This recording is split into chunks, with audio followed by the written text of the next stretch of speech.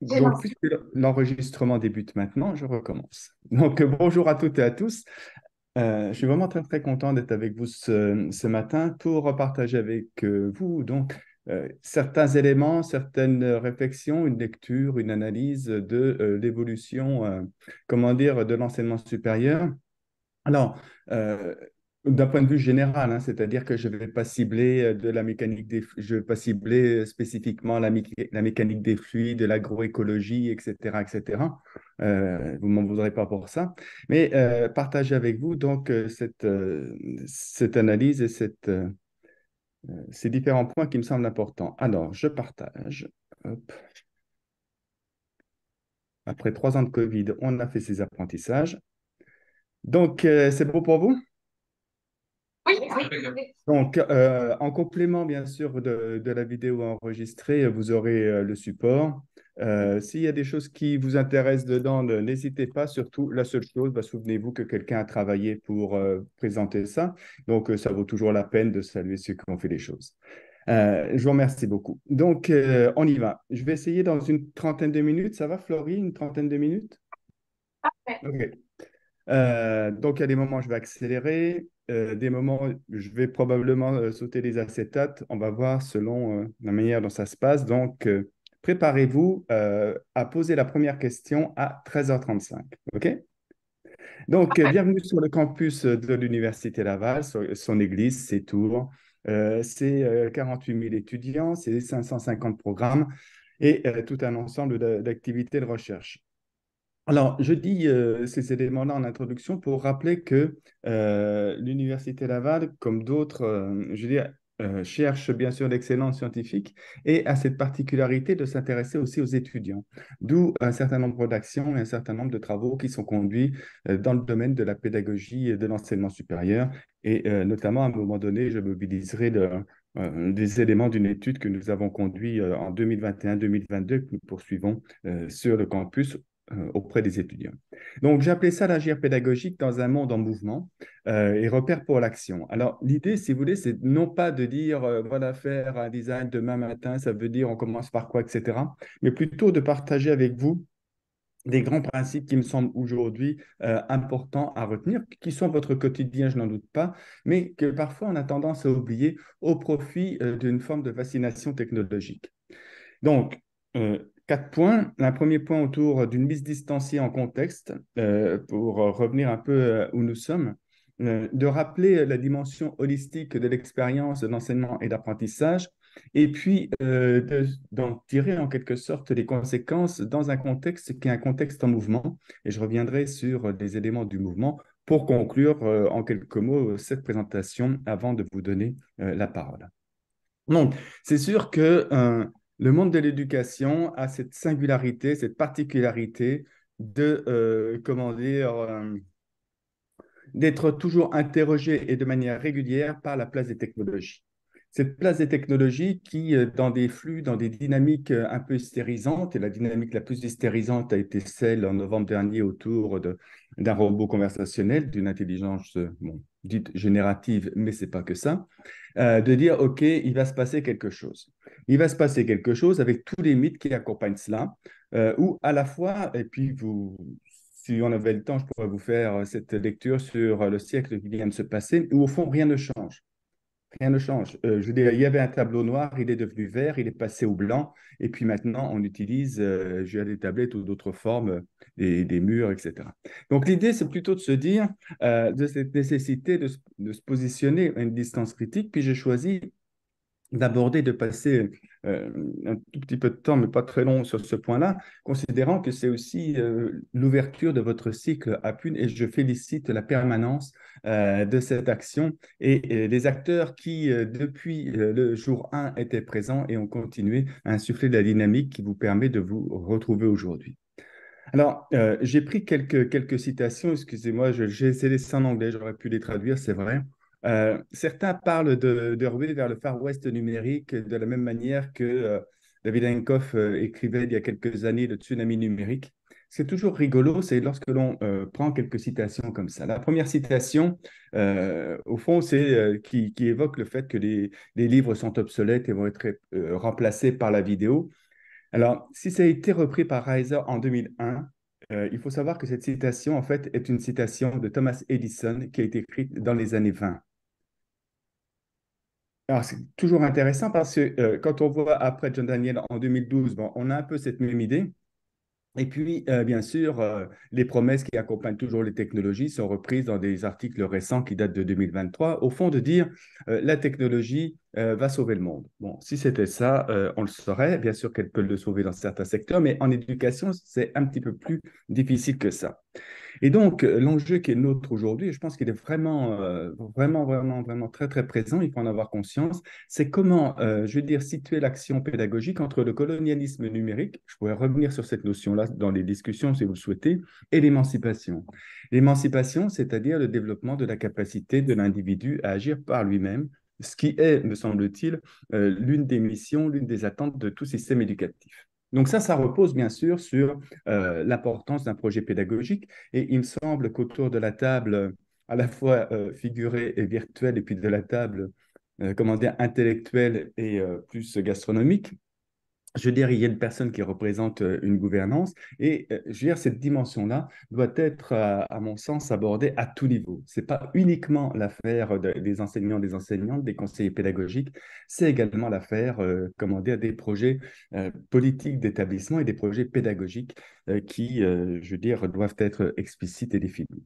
Alors, tout ça, bien sûr, on est dans un monde, je veux dire, qui est incertain. C'est rien de le dire, mais je voulais juste requalifier cela parce qu'on parle d'incertitude, d'indétermination. Bon, parfois, on confond, mais alors que ce n'est pas du tout la même chose.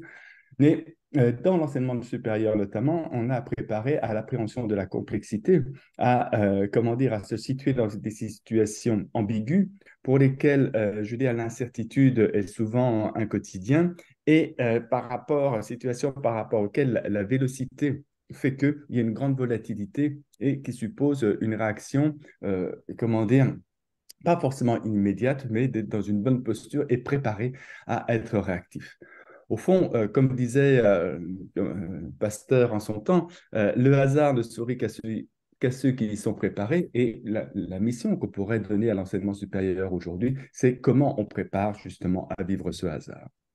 Alors, il y a tout un ensemble d'évolutions, des évolutions que j'ai essayé de résumer ici, qui sont à la fois ce fameux colonialisme numérique, qui est la présence, l'omniprésence du numérique sans lequel nous ne pourrions pas être réunis aujourd'hui, et merci aux acteurs du silicium et autres de nous permettre de l'aide, bien entendu, mais également toutes les conséquences que cela sur nos organisations et notamment en termes de porosité. Et ça, c'est un point important, c'est-à-dire que on voit bien depuis plusieurs années, mais ça a été renforcé parce que la COVID a été un accélérateur et non pas la source, mais comment dire, le fait qu'on apprend pas uniquement à l'école, on n'apprend pas uniquement dans une école d'ingénieur, on apprend aussi ailleurs, on apprend sous d'autres formes, sous d'autres formes. Donc ça, c'est un élément à considérer.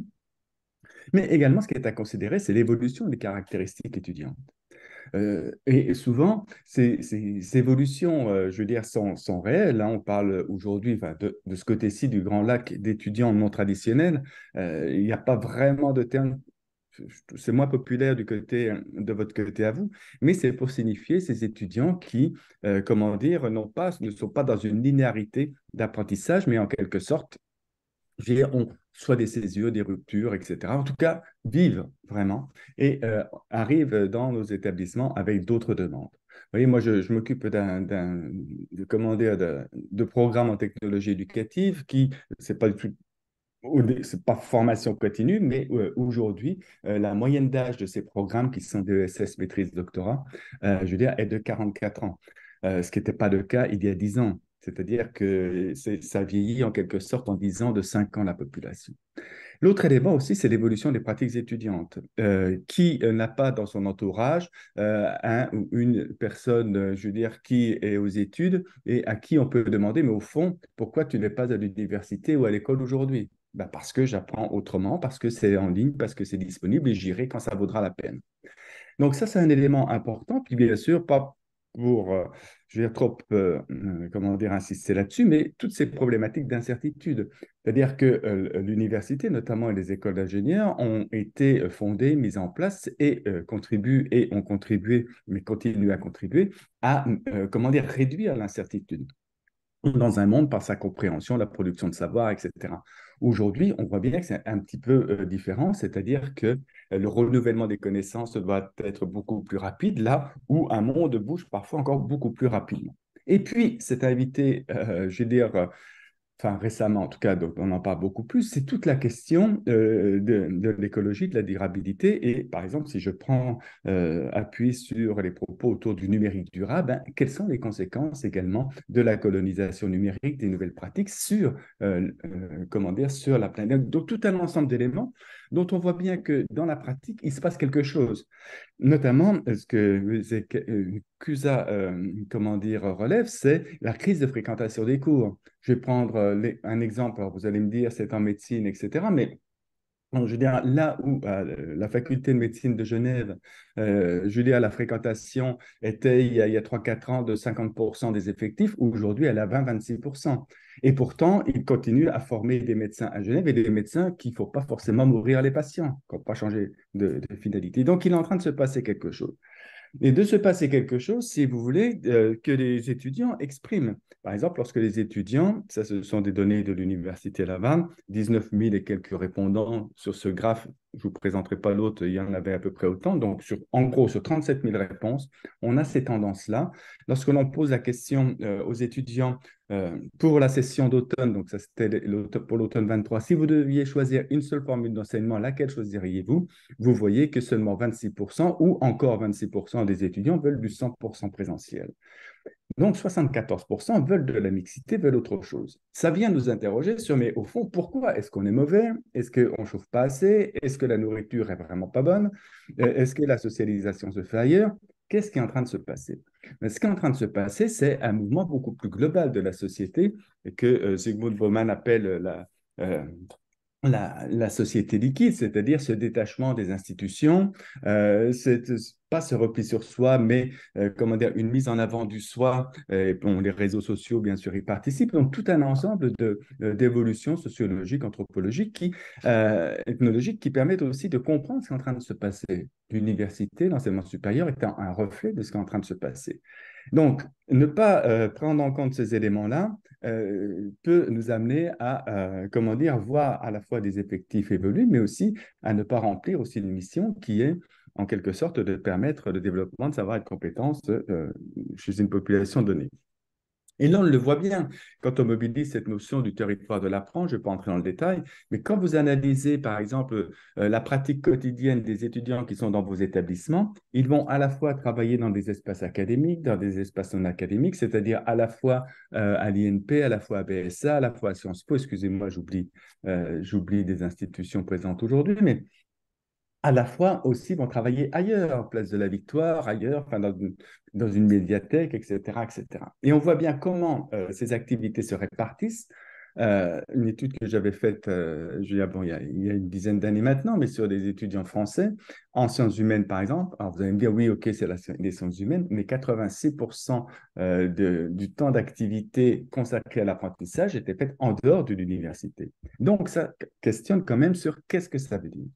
Alors, qu'est-ce que ça veut dire? Ça veut dire qu'il y a tout un ensemble de dimensions qui participent à ce rapport aux espaces-temps sociaux, c'est-à-dire là où on se rend, là où on réalise des activités d'enseignement et d'apprentissage. Je ne rentre pas dans le détail puisqu'il nous faudrait beaucoup plus de temps, mais c'est juste pour vous sensibiliser au fait que, et si, enfin, à la question suivante, est-ce que je connais suffisamment le public, les étudiants, les étudiantes qui fréquentent mon établissement, en quelque sorte, je veux dire ainsi, euh, pour aussi avoir suffisamment d'éléments pour penser le design pédagogique de demain.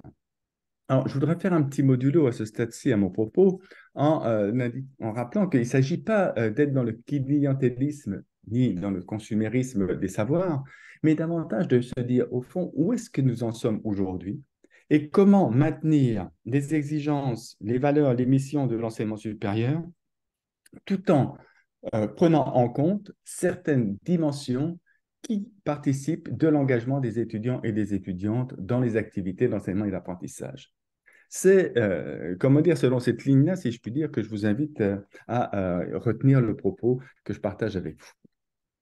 Alors, c'est pour ça qu'on va parler d'agir pédagogique, c'est-à-dire c'est agir, c'est de développer non pas les formes magistrales, on sait que les formes magistrales, on le sait tous, hein, même si elles représentent globalement dans l'enseignement supérieur, je ne parle pas de vos institutions, 80% de l'offre, je veux dire, de la modalité, je veux dire, on voit bien que c'est ce qui n'est pas attendu, donc il y a des détournements et des braconnages, des bricolages qui sont opérés par les étudiants et les étudiantes.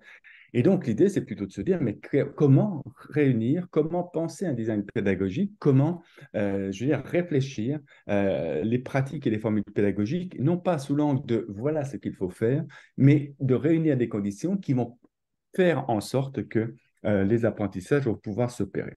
Et ce n'est pas quelque chose de nouveau. Et ça repose sur des principes. Et c'est là où ça peut venir aussi interpeller les équipes pédagogiques, les gouvernances, les institutions, de dire, mais au fond, jusqu'où je suis prêt à reconnaître la capacité de l'autre à agir, cet autre étant l'étudiant. C'est-à-dire comment je m'appuie sur son sentiment d'efficacité personnelle. Les travaux de banc de rap, hein. Ce matin, pour moi, je ne vais pas faire revenir trop à la théorie, mais de se dire, mais au fond, c'est sûr que d'enseigner la mécanique des fluides, puis j'adore la mécanique des fluides, hein, c'est très, très pertinent, mais en quoi également, à travers ces apprentissages, et ou pour soutenir ces apprentissages, je mets en place individuellement en tant qu'enseignant-enseignante, mais également collectivement au sein d'un diplôme, d'un programme, des activités qui vont permettre aussi de soutenir le développement de capacités beaucoup plus larges.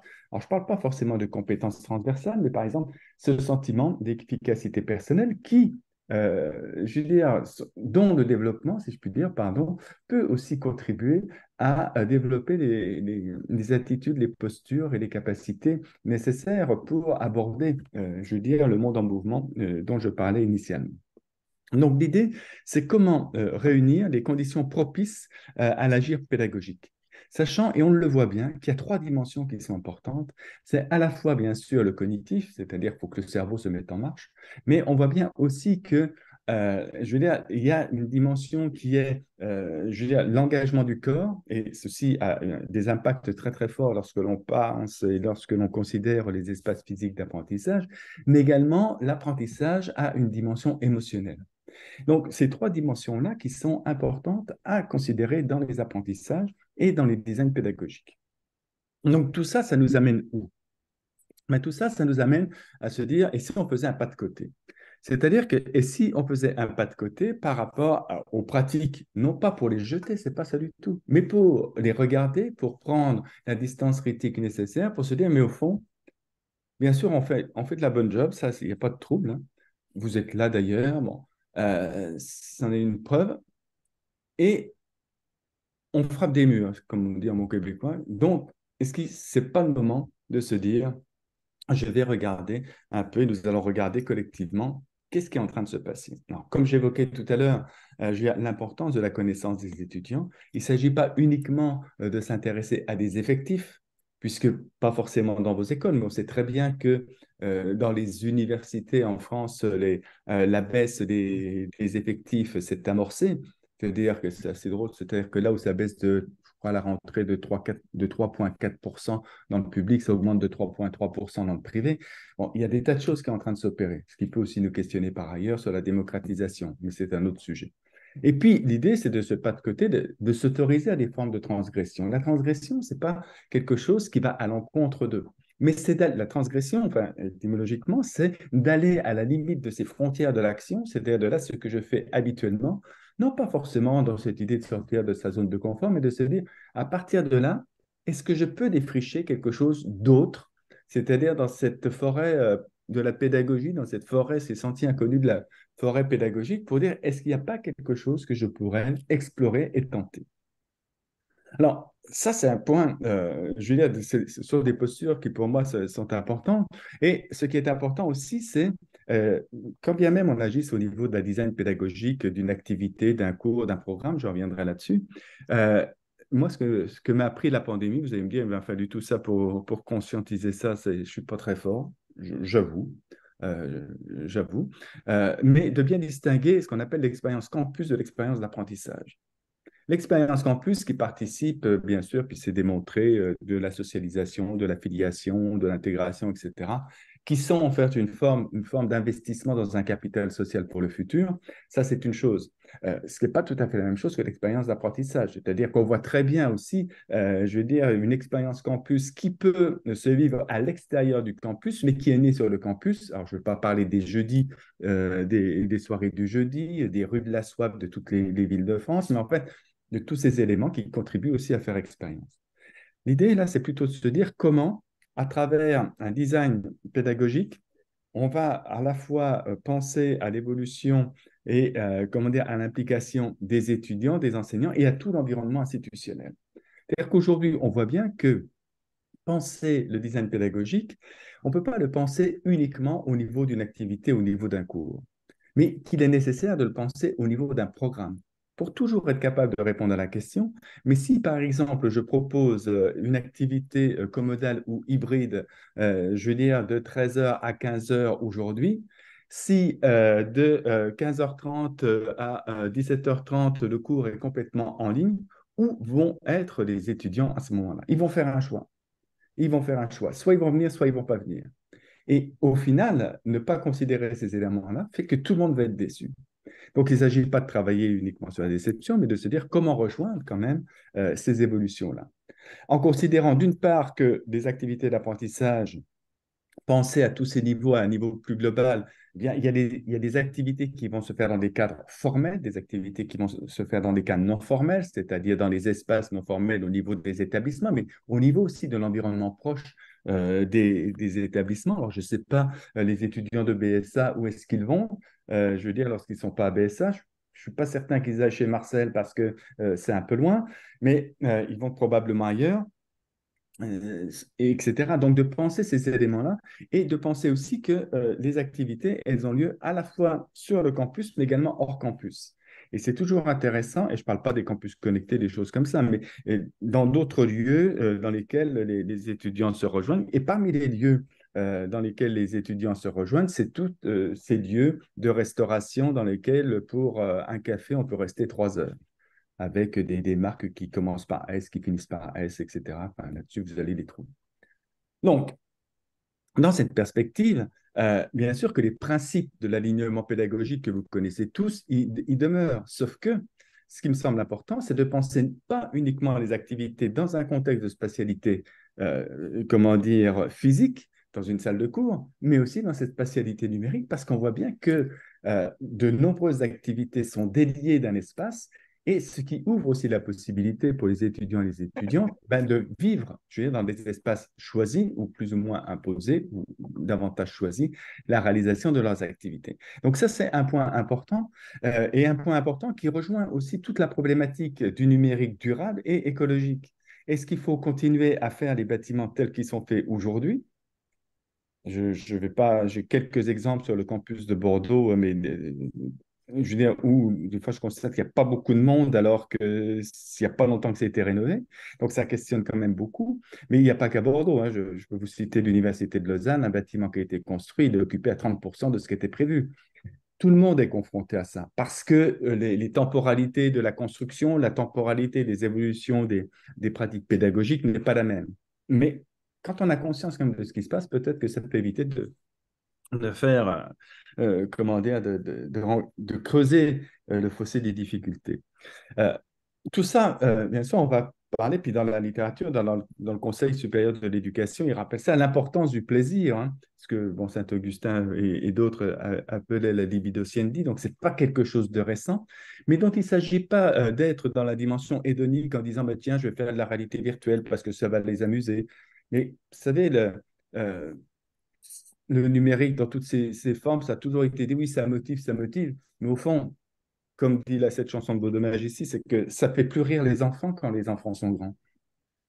Et donc l'idée, c'est plutôt de se dire, comment, dans une approche plus eudémonique, de dire comment créer des situations où il y aura du plaisir, mais où, et bien sûr, il va y avoir des difficultés, mais que, je veux dire, les personnes se sentent suffisamment en confiance et en capacité de réussir. Et ça, c'est ça qui est important.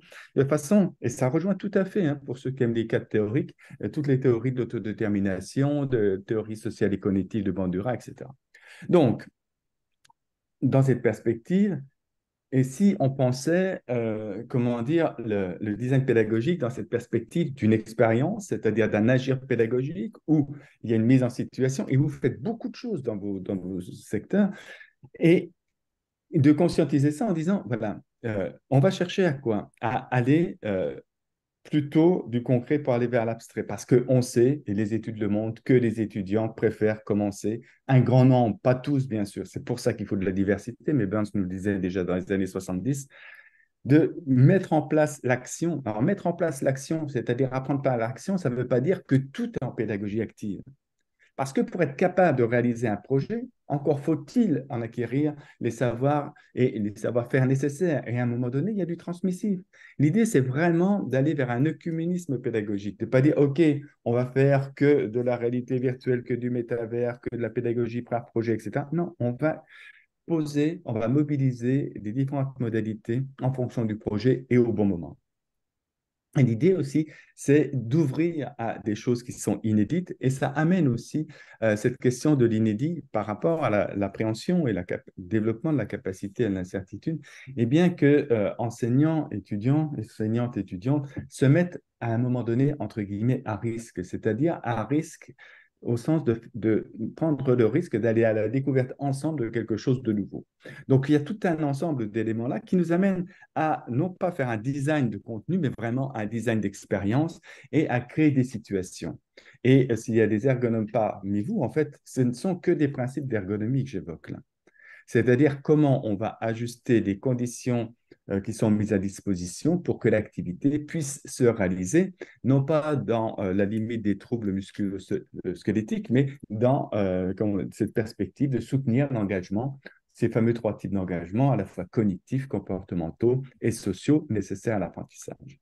Et c'est vrai que j'aime bien cet auteur-là, donc, fleurir, il ne faut pas sourire. Juste l'idée de dire, mais et si on pensait les choses un peu en décalé, comme je disais tout à l'heure, en disant, mais si on allait voir dans d'autres courants, et par exemple dans ce courant de la pédagogie de la résonance, qui est au fond quelque chose de très, très simple, hein, de se dire que comment, à la lumière du chef d'orchestre, si l'enseignant, l'enseignante veut se prendre pour un chef d'orchestre, de dire comment je ne vais pas non pas faire jouer la guitare, puis le piano, etc., mais comme ensemble, on va pouvoir trouver le là, cela qui est, comment dire, cet accordage en quelque sorte nécessaire qui va permettre les apprentissages. Ça ne veut pas dire, ces approches-là, que tout est simple. Non, elles sont fondées, ces approches-là, sur la dissonance, sur le conflit socio-cognitif.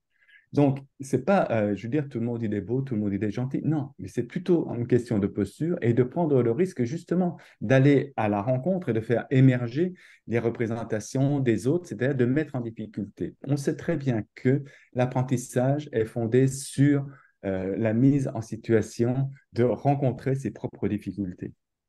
Alors, ça nous amène, je veux dire, à des courants pédagogiques, donc on appelle les courants de la pédagogie de la capacitation, c'est-à-dire du développement de la capacité à faire, qui convoque tout un ensemble de dimensions. Je vous laisse les découvrir là, mais qui à la fois vise l'engagement de l'étudiant, de l'étudiante, et également cet engagement qui va être supporté par des degrés d'ouverture, par de la flexibilité. Est-ce que tout le monde doit faire la même chose au même moment, considérant que de plus en plus des étudiants vont passer plus de 15 heures par semaine à travailler? Ben, il y a tout un ensemble d'éléments à considérer qui reviennent bien sûr ce qui revient pour considérer ces éléments à bien connaître aussi sur le public. J'insiste beaucoup là-dessus parce que je trouve que, pas dans vos établissements bien entendu, mais qu'on manque de données par rapport à l'évolution de ce public.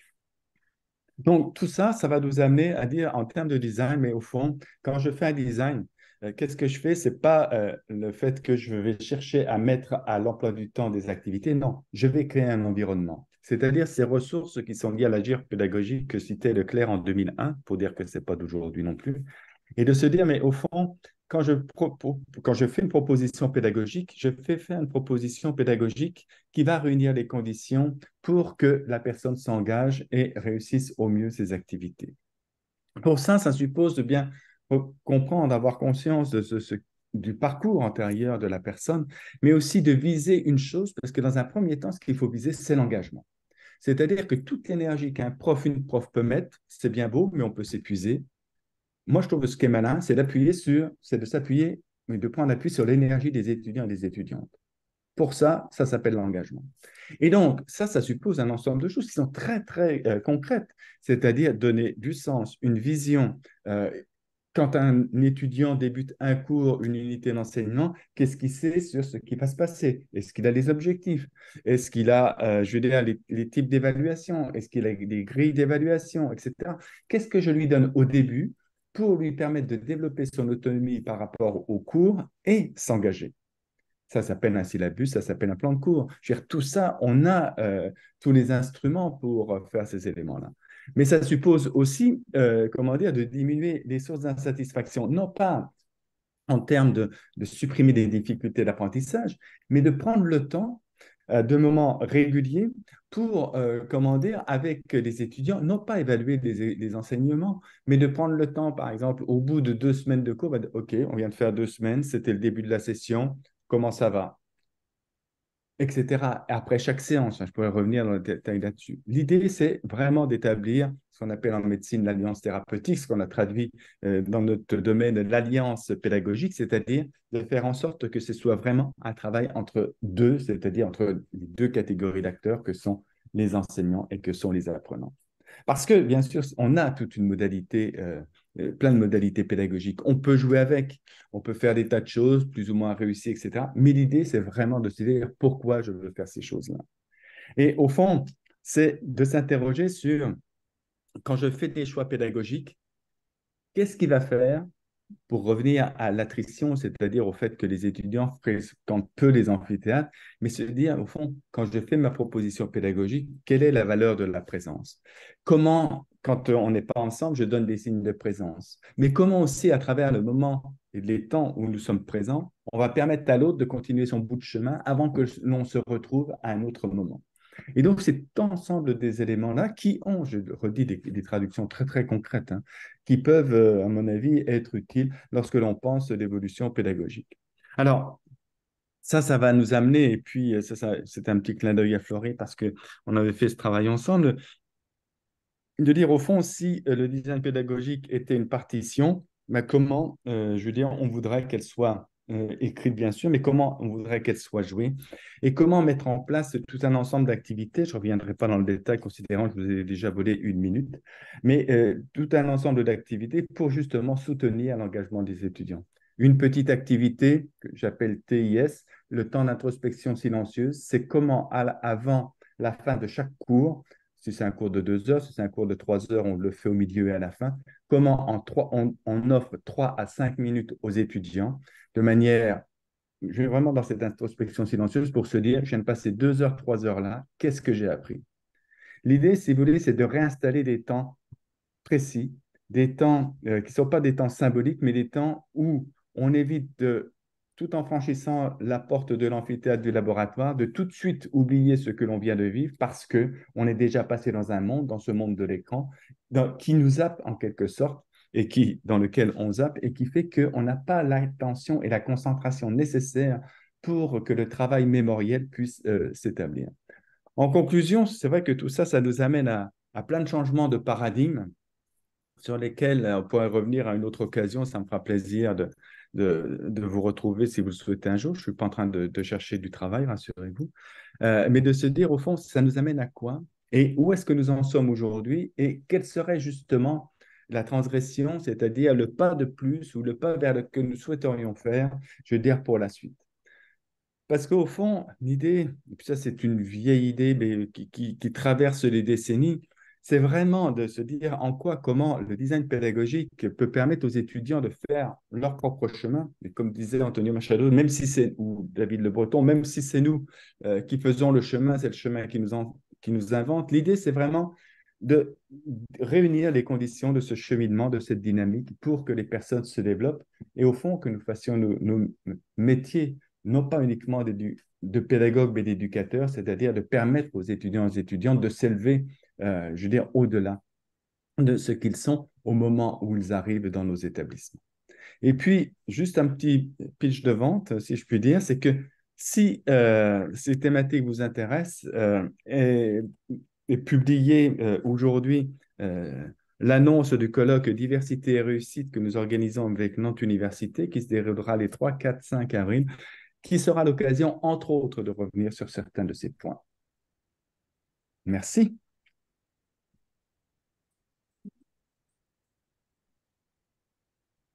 Ah, tout le monde n'a pas disparu.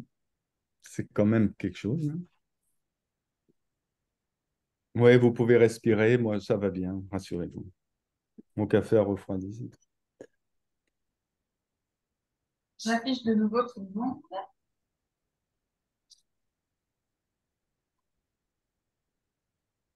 Merci, Zora. Alors, je vois qu'il y a beaucoup de personnes qui sont en train de manger là. On pourrait discuter longtemps des écrans noirs, des nuits blanches.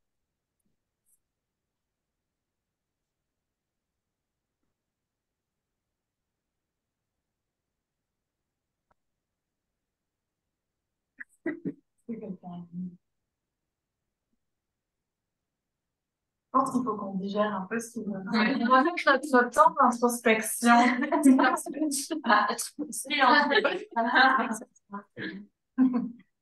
Oui, Jérôme? Oui, merci. Merci pour l'intervention. Moi, je suis sensible à ce que j'ai entendu. En même temps, il y a surtout ce qui est mise en place des conditions, changement des lieux d'apprentissage des étudiants. Ça fonctionne bien avec une partie de nos étudiants. Nous, aujourd'hui, par exemple, en école d'ingénieur, on a une autre problématique, c'est qu'ils choisissent de plus en plus leurs enseignements. Et aujourd'hui, par exemple, on a des étudiants qui, de fait de la multiplication des lieux d'enseignement, de la distance, passent complètement au travers d'enseignements. Et voilà, j'aurais bien aimé t'entendre là-dessus sur comment on fait pour gérer ce public particulier. Nous, on en est même revenu cette année à se poser la question de revenir en arrière sur certains projets de groupe parce que le phénomène du passager clandestin devient tellement important que ça nous pose des soucis. Et justement, ce que tu as présenté, ça, bah, voilà, pour ce groupe d'étudiants-là, je trouve que ça présente encore plus une situation de risque, d'implication, etc. Autant je le reçois bien, on va dire, dans la première moitié de nos étudiants, autant sur l'autre, voilà, je suis plus dubitatif là-dessus du coup. Alors, merci pour la question. J'aurais peut-être, j'avais trois réponses possibles, mais je ne sais pas si je vais m'en souvenir. La première, c'est le contrat de présence. Le contrat de présence, c'est de définir dès le départ, de la même façon qu'on parle de contrat pédagogique, etc. Comment dire, être étudiant à Bordeaux Sciences Agro, ça veut dire quoi? Ça, c'est un premier élément. C'est-à-dire avec des engagements, par exemple, dans le programme technologie éducative en équipe pédagogique, on a défini 7 règles d'or. Bien sûr qu'il n'y a aucune coercition, tout ça, mais déjà, on pose les choses en assumant les conséquences, les deux côtés. C'est-à-dire que si quelqu'un vient dire, ah oui, j'ai pas compris ça, etc., et tu n'as pas fait telle activité, tout ça, ben ça, c'est ton problème, là. C'est-à-dire qu'il faut aussi tenir son bout. L'autre élément, c'est la révision des modes d'évaluation. Comment dire? Parce que les passagers clandestins, je veux dire, parfois ils sont clandestins parce qu'ils ont su passer entre toutes les mailles du filet. Et les mailles du filet aussi, c'est nous qui en définissons la grosseur. Et ça, c'est un point important. Et le troisième élément de réponse, c'est la synchronisation. La synchronisation, c'est-à-dire le fait que les étudiants, je veux dire, on leur dit dès le départ que même si c'est à distance, par exemple, il y a... Alors, on fait ça en technologie éducative. Je ne dis pas que ce qu'on fait bien, c'est pas ça, mais nous, le programme est tout à distance, c'est vous dire. Et ce que je vais dire là aussi, tout le monde ne vient pas, mais on propose, on suggère, et on va de plus en plus vers l'inscription de ça de manière plus formelle. Si vous voulez, par exemple, nous, c'est 2 jours par session où les personnes viennent sur le campus. à un moment donné. Alors, comment faut savoir que là, je parle sur des deuxième et troisième cycles. Sur les premiers cycles, je vous dirai d'autres exemples. Là, on établit des plans de collaboration à l'année. On n'a pas d'où ici, on n'a pas de machin, hein, ça, on s'entend. Hein, moi, je suis directeur d'un programme, j'ai autant de contrats pédagogiques qu'il y a d'étudiants. Hein. S'il y a 200 étudiants, je suis 200 personnes. Hein. Là-dessus, c'est pas. Mais l'idée, c'est qu'on balise bien. Et surtout, on balise bien et on tient son bout. Par contre, on donne bien la règle dès le départ. Mais là, là c'est une question culturelle. Hein. Pour être français, je sais, je vois bien la différence culturelle. Ça, c'est sûr. Et je vois aussi avec les étudiants français qui arrivent, c'est le plus dur pour eux au départ. C'est d'accepter qu'il y a une règle. Par contre, comment dire, on a un terrain de sable qui est beaucoup plus large, beaucoup plus grand. Après, on ne va pas empêcher ceux qui sont passagers clandestins de l'être. Et puis, ben, à un moment donné, je veux dire, on les réunit à l'immigration pour leur dire, ben, tu veux venir au pays ou tu ne veux pas? C'est-à-dire que ça va loin. Hein. Enfin, moi, dans ma pratique, je ne sais pas, je fais pas ça au quotidien, mais il m'arrive une fois, enfin, toutes les sessions, je fais le point sur, avec tous les étudiants qui sont repérés comme étant en difficulté, comment dire, ou pour lesquels on sent bien qu'il y a un déficit d'engagement, pour essayer de comprendre la raison et à partir de là, de prendre une décision. Une décision soit d'ajournement, soit de report, soit, on a un terme qui n'est pas beau, mais qui est soit d'expulsion. C'est là où je dis aller jusqu'au bout. C'est-à-dire définir des règles, ce n'est pas être inhumain. C'est, comment dire, expliciter et partager des responsabilités. Par contre, en donnant les moyens à la personne de le faire, on peut comprendre que quelqu'un travaille, mais si le projet d'étude n'est pas un vrai projet, et ça peut être un risque, enfin moi c'est un risque que je vois dans certains établissements, hein, je veux dire, où comment dire, le fait, bah oui, je vais m'inscrire aux études parce que c'est pas mal, c'est le fun, etc. Mais je ne vais pas vraiment investir. Est-ce que c'est ça vraiment que l'on veut? Mais il faut comprendre aussi pourquoi il y a cette attitude-là. Euh, je pense que ça amène aussi à revisiter des formats de cours. Hein. J'essaie toujours d'être court dans mes réponses, mais par exemple, pourquoi faire des cours des inscriptions à l'année? Est-ce qu'il n'y a pas des programmes courts qui, par cumulation, donneraient l'obtention d'un diplôme? Enfin, qu'est-ce qu'on peut faire jouer aussi? Que le rapport au temps de certaines personnes et de certaines générations n'est pas du tout le même. Hein. Enfin, j'étais un peu long, pardon.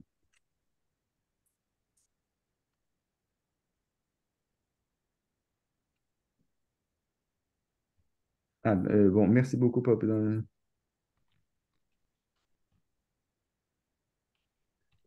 Alors, j'aimerais bien comprendre, Brice.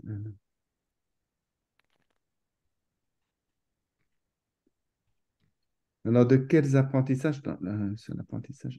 Ah, merci beaucoup. OK, ah, via d'autres supports. Alors, c'est pas forcément via d'autres supports. Après, euh, là, si je réponds à la question de Brice sur comment prendre en compte ce qui se passe à l'extérieur, ben, l'idée, c'est aussi de bien clarifier ce que l'étudiant doit être, enfin, doit savoir faire et comment il doit savoir être, je veux dire, au terme des apprentissages. C'est-à-dire que ça amène aussi à expliciter vraiment les attendus, ce qui est pas quelque chose de récent en soi.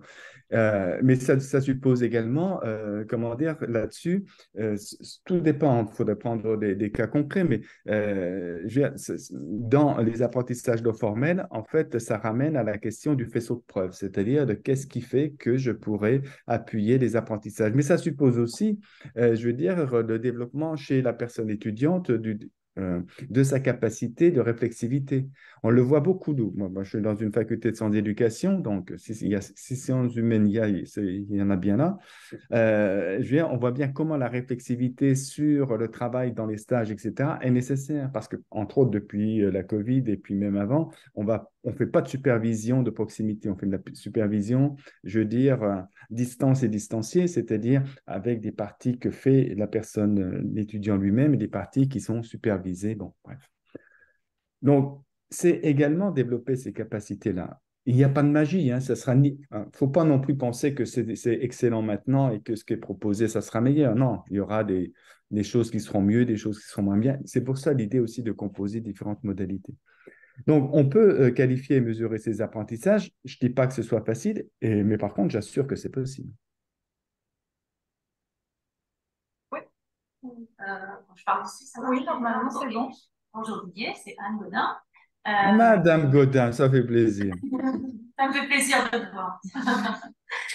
Moi, j'avais une interrogation qui nous avait été portée par les étudiants et qu'en fin de compte, je partage sur la limite entre l'espace de l'apprentissage et l'espace personnel et privé. Et c'est très intéressant d'avoir des modalités d'apprentissage qui sont asynchrones, dans lesquelles on prend en compte des choses qui sont en dehors, bien sûr, c'est très important. Mais ce qui les inquiétait, et qui les inquiète encore parfois, c'est que la partie apprentissage serait un peu invasive. À savoir que la limite entre les deux n'est pas forcément très claire.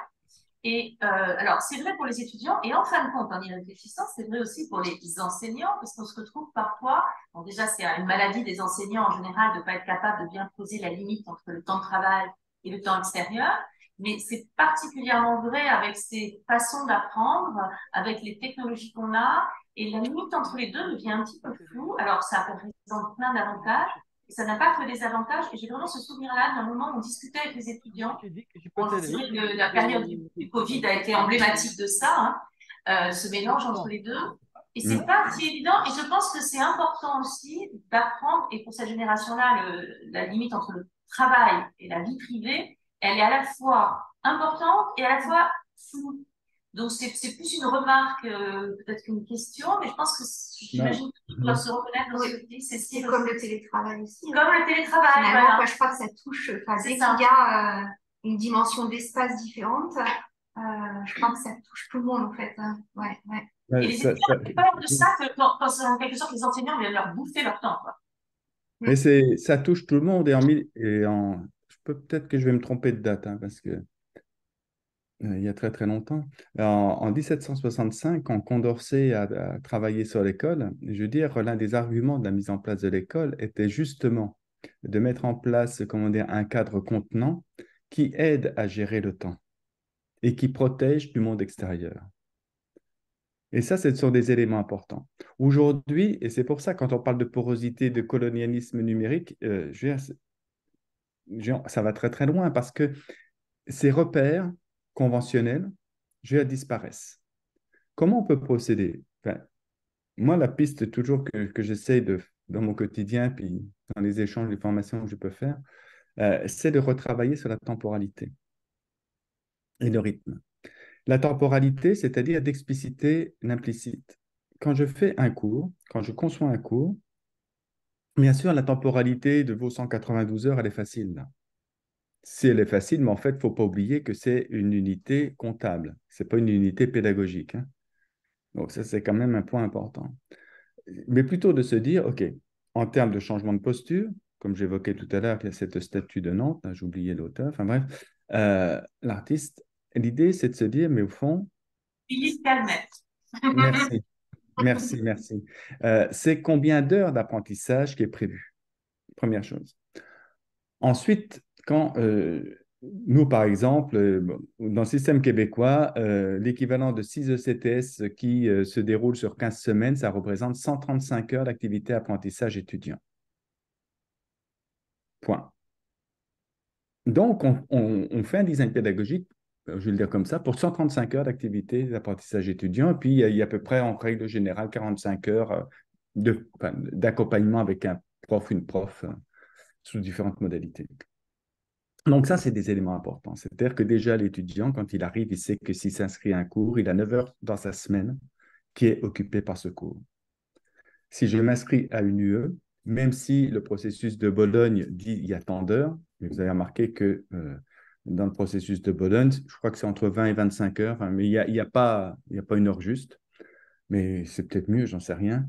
Mais ça, c'est le premier élément. Le deuxième élément, par rapport à ce que disait Anne, c'est la question aussi, quand on fait ce travail-là, pour ne pas se laisser déborder, mais aussi consacrer le temps, c'est de dire, OK, il y a telle activité, voilà combien de temps ça pourrait mettre. Alors, vous allez me dire, oui, mais comment je sais combien de temps l'étudiant va mettre? Ben, si c'est des activités pour réaliser, je ne sais pas, moi, des exercices, pour faire des lectures d'articles, je ne sais quoi, etc., dans tout ça, au départ, bien sûr qu'on va y aller à la louche.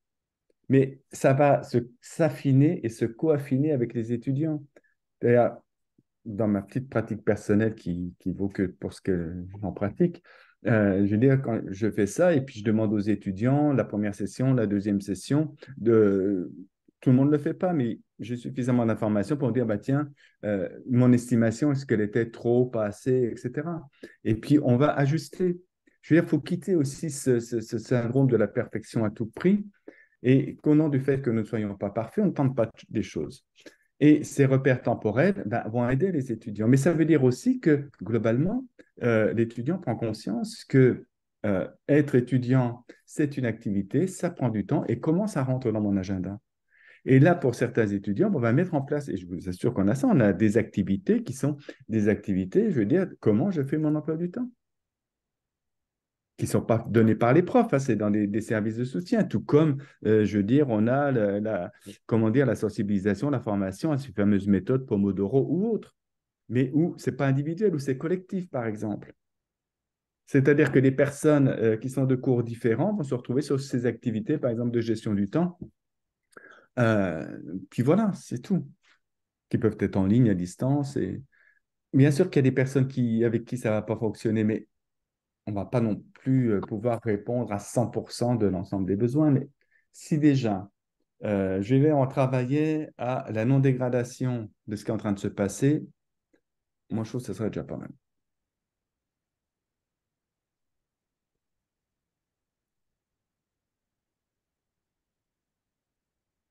C'est l'heure du café maintenant. C'est l'heure du bureau. Presque 14. Merci beaucoup. Je sais pas s'il y a d'autres questions en présence ou en ligne. Effectivement, là, le cours vont bientôt reprendre. Moi, je vais juste te dire. Mais il y a une belle, juste, euh, c'est Jérôme, Steph, c'est ça? Oui. Ah oui, je me souviens de ça. Euh, oui, dans 95%, lors des cours asynchrone, l'enseignant sous-estime toujours le travail. Oui, parce que là, enfin, enseignants et enseignantes, nous avons un problème. On pense que Internet est un puissant fond. Donc, allez, on va mettre de la vidéo, on va mettre des ressources, etc., sans penser à l'autre, sans se dire, mais au fond, qu'est-ce qu'il doit apprendre? Qu'est-ce qui est essentiel pour apprendre? Et c'est pour ça que ce design d'expérience est très demandant au départ. Et il est très demandant parce que ça prend du temps. Ça là-dessus, c'est sûr que ça prend du temps. C'est-à-dire que je ne griffonne pas 3 notes ou je ne sais pas l'article que j'ai lu, que je vais résumer, etc. Je ne dis pas que c'est ça la formule. Mais bon, on rencontre ça. C'est vraiment de se poser tel le scénariste qui va écrire une pièce pour d'autres, quoi. Puis c'est les autres qui vont jouer la pièce. Donc, il y a cette idée quand même que les cours asynchrones, alors que le cours asynchrone, c'est le plus facile à monter pour que ça réussisse. Et je le dis par rapport aux études que l'on a, nous, si vous voulez, c'est que bon, les cours en premier cycle qui fonctionnent le mieux, enfin fonctionnent le mieux, c'est-à-dire, je prends deux critères qui sont le taux d'abandon et le taux de réussite. C'est là où les taux d'abandon sont les plus faibles et où les taux de réussite sont les plus forts, sur des cours qui sont sur les mêmes sujets, hein. Quand on prend la modalité présence hybride et présentielle, ceux qui performent le mieux, en quelque sorte, ce sont les cours hybrides. En premier cycle, première session, hein. C'est vous dire. Puis ça, je vous parle, c'est une étude que j'ai faite sur 22 259 inscriptions cours. Donc, je n'ai pas pris un petit cours de master avec 3-4 étudiants, etc. Enfin, je veux dire, parce que sinon, je trouve que ça de la bullshit, ça ne veut rien dire. L'idée, si vous voulez, c'est revenir toujours à cette dimension de quand je fais un design asynchrone, pas asynchrone, quel est le moment où, comment je projette l'expérience avec des hypothèses du temps, du rythme aussi. Si je fais par exemple des activités pour lesquelles il faut 3 heures, il faut bien voir que la personne quand on asynchrone, elle n'a pas 3 heures à passer des cours, pour plein de raisons. Elle n'a pas le cadre contenant de l'institution qui va lui permettre de se concentrer, le frigo est trop proche, la console est trop proche, bref. Donc, l'idée, c'est aussi de réviser. Et puis l'autre chose aussi, puis on l'a bien vu, puis vous l'avez, et puis je terminerai là-dessus, on va dire, on va mettre de la vidéo. Moi, j'aime bien raconter cette anecdote. Enfin, pendant la Covid, mais je trouve que c'est valide aujourd'hui, une collègue qui est vraiment, elle, très, très, très centrée sur les étudiants et tout, tellement centrée qu'elle faisait des vidéos, des vidéos, des vidéos. Puis un jour, elle me dit, mais tu sais, j'ai un problème, c'est que plus je mets des vidéos, moins ils participent. Et au fond, bah oui, c'est évident. Je suis d'accord avec toi, c'est évident. Mais l'idée, c'est, au fond, est-ce que la vidéo a la bonne durée, ça on le sait, et est-ce que, au fond, je veux dire, tu les mets au bon moment par rapport à quelque chose de précis? Oui, on peut mettre beaucoup de vidéos, mais qui pratique autour de la table ici la vidéo de rétroaction? C'est-à-dire qui fait, lorsqu'il a fait ses corrections de son paquet de copies, moi j'ai horreur d'évaluer, donc mais oui, je l'avoue, mais de dire, voilà, là, je fais une rétroaction collective par vidéo et je dépose ça. Et bien, ça, c'est un signe de présence, comme j'évoquais tout à l'heure. Et ça, c'est très apprécié, non pas parce qu'il voit votre frimousse, mais juste, il y a, comment dire, ce ressenti de dire, la personne a pris le temps de faire ça pour nous. Donc, il y a cette reconnaissance de l'autre. C'est ces éléments-là. Moi, quand les étudiants me disent, quand je donne des cours à distance, enfin, on a compris ce qu'était la présence, alors qu'on est complètement à distance, tu te dis, je ne suis pas un magicien, moi, il ne faut pas croire ça. Juste qu'il y a des petits trucs. Alors, bien sûr, certains échappent. Alors, nous, on est beaucoup plus à l'aise avec l'échappement, comme je dis, parce que les étudiants, ils ont 10 jours pour abandonner le cours. C'est-à-dire qu'ils ont 10 jours pour voir les premiers shows du spectacle, et après, si ça ne leur plaît pas, ils abandonnent. Donc, c'est vrai que c'est différent culturellement, hein. OK. Moi aussi, j'ai une réunion à 14 heures. On y va. Non, il sera 8 heures. En tout cas, merci beaucoup. Merci à toi. Merci beaucoup. Bon, et puis pour les autres, à bientôt pour d'autres événements sur le campus, peu importe dans quel établissement. Merci beaucoup. Alors, félicitations pour cette dynamique, en tout cas. Merci. Merci. Merci. Merci, au Merci revoir. beaucoup. Bonne journée. À bientôt. Au revoir. Au revoir. Et ça faisait plaisir de voir Cécile particulièrement. En fait. Ça va? Ouais, toi. Ça va, je file parce que j'ai une visio à 14h dans mon bureau.